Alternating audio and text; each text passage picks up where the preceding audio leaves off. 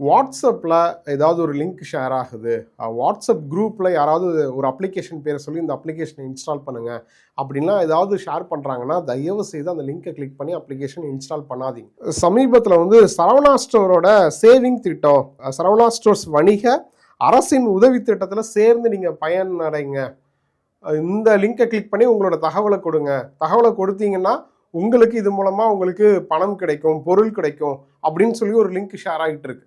So அதையுமே தயவு செய்து கிளிக் பண்ணி ஏமாந்துடாதீங்க. இது ரிலேட்டடாக சரவணா ஸ்டோர் தரப்புலேருந்தே விளக்கம் கொடுத்துருக்காங்க. சரவணா ஸ்டோரோட இன்ஸ்டாகிராம் பக்கத்தில் 10 நாள் முன்னாடியே இது ரிலேட்டடாக விளக்கம் கொடுத்துருக்காங்க. அதில் என்ன சொல்லியிருக்காங்க அப்படின்னா, சரவணா ஸ்டோர்ஸ் பெயரில் போலியான பக்கங்கள் பரிசு திட்டம் என கூறி மக்களை ஏமாற்ற முயற்சிக்கின்றன. இவை எங்களுடன் எந்த தொடர்பும் இல்லாதவை, எங்களுக்கும் இதுக்கும் சம்மந்தமே இல்லை அப்படின்றத உறுதிப்படுத்துகிறாங்க. நாங்கள் ஒருபோதும் பதிவு செய்ய அல்லது சந்தேகமான லிங்கை கிளிக் செய்ய கூற மாட்டோம் அப்படின்னு அவங்க தரப்புலேருந்து விளக்கம் கொடுத்துருக்காங்க.